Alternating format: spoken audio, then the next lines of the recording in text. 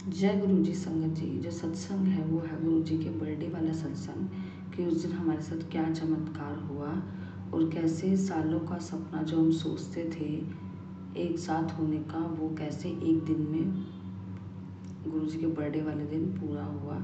तो हुआ यूँ कि मेरे पापा जो थे वो गुरु जी को, मतलब पापा हैं और वो गुरु जी को बिल्कुल नहीं मानते थे, बल्कि उन्होंने अपनी लाइफ में किसी भी गुरु को नहीं माना। लेकिन फर्स्ट टाइम गुरु जी को इतना माना कि वो गुरु जी के बड़े मंदिर भी गए और ना सिर्फ स्वयं गए बल्कि हम सबको भी लेकर गए। हम कभी ऐसा नहीं हुआ कि किसी भी होली प्लेस पर, पवित्र स्थान पर एक साथ गए हो, धार्मिक स्थान पर, बल्कि फर्स्ट टाइम ऐसा था, वो भी गुरु जी की कृपा से। और जब भी हम जाते थे एक साथ होते थे तो बड़ा किच किच होता था, मतलब माइंड ख़राब होता था, मेरे पापा का एनवायरनमेंट अच्छा नहीं होता था, मतलब लड़ाई झगड़ा होता था। लेकिन तब पहली बार हम बिल्कुल अच्छे से गए और बिल्कुल अच्छे से ही आए। उसके लिए गुरु जी का मैं अनंतम अनंतम शुक्राना करती हूँ। और भी बहुत सारी चीज़ें हैं कि पहले मेरे पापा हमारे बारे में पूछते नहीं थे कि क्या चीज़ की ज़रूरत है क्या नहीं, लेकिन अब स्टार्ट कर दिया है पूछना। काफ़ी ज़्यादा चीज़ें चेंजेस हो चुकी हैं गुरु जी के आने से। और भी गुरु जी का साथ एहसास फील होने लग गया है। और जो भी मेरी मम्मी पूजा करती हैं और वहाँ पे जो दिखता है गुरु जी का स्वरूप, तो उनको ऐसा लगता है कि गुरु जी मुझे देख रहे हैं। जिस डायरेक्शन मेरी मम्मी होती है उनको इतना फील होता है कि मुझे देख रहे हैं, पलके भी झपका रहे हैं। मतलब मेरी मम्मी को इतना ज़्यादा फील होता है, कभी सैड भी होते हैं तो गुरु जी दिखाई देते हैं, ड्रीम दर्शन में हो या फिर वैसे फील होते हैं। उसके लिए मैं गुरु जी का अनंतम अनंतम शुक्राना करती हूँ।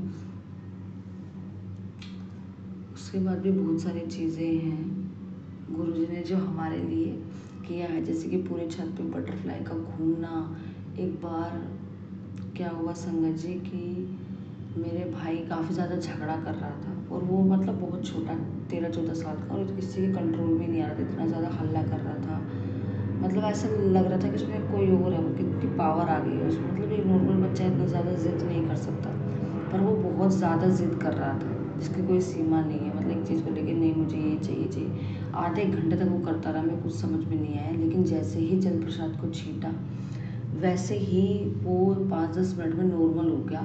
और फिर दूसरी बार में भी ऐसे हुआ, मेरा जो एक और भाई है वो फ़ोन लेने की ज़िद कर रहा था उसी दिन, अभी चलो अभी चलो अभी चलो। वो भी छोटा ही 15-16 साल का, पर हम नहीं गए जा पाए उस दिन क्योंकि कुछ काम था। और उन्होंने जैसे जल प्रसाद को छीटा वो भी नॉर्मल हो गया, अपना खेलने लग गया थोड़ी 5-10 मिनट में। मतलब जल प्रसाद की इतनी पावर है।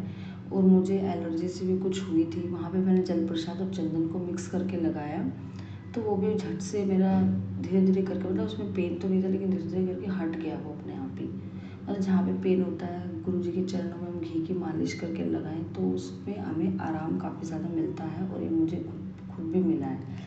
तो जल प्रसाद और चंदन तिलक दोनों ही ऐसे हैं जो हमें हर रोग को हमारे जड़ से ख़त्म कर देते हैं। डॉक्टर का जो इलाज है वो तो होता ही, लेकिन हमें अपनी तरफ से ज़रूर करना चाहिए।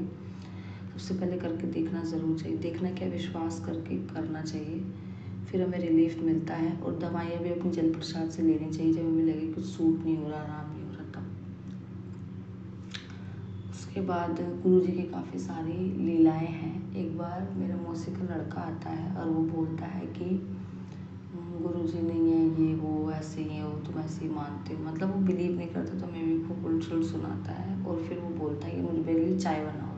चाय तो बना देते हैं हम, चाय बनाने के बाद वो फिर उसका मन पलटता है, वो बोलता है कॉफ़ी बनवाओ, कॉफ़ी बना दो।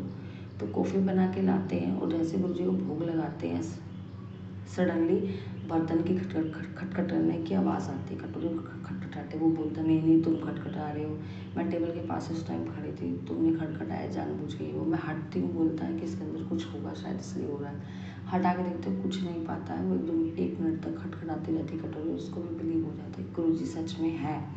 तो मैं सोचती हूँ मन में काश गुरु जी आप कुछ ऐसा करते कि प्रूफ हो जाता कि आप हो।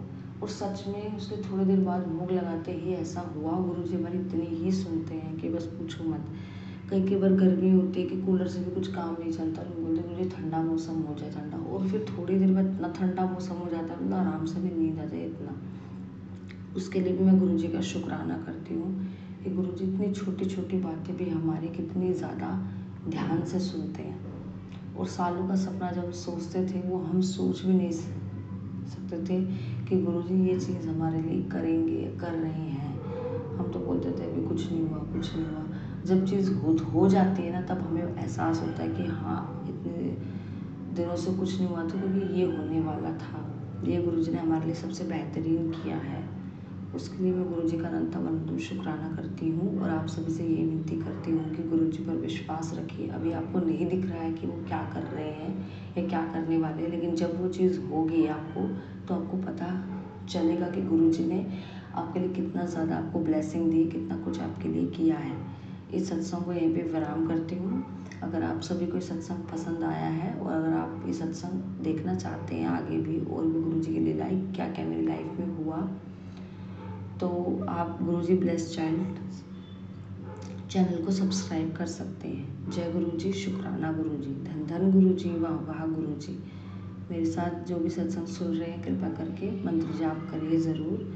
ओम नमः शिवाय, शिव जी सदा सहाय। ओम नमः शिवाय, गुरु जी सदा सहाय। जय जय गुरु जी। Thank you for watching the सत्संग।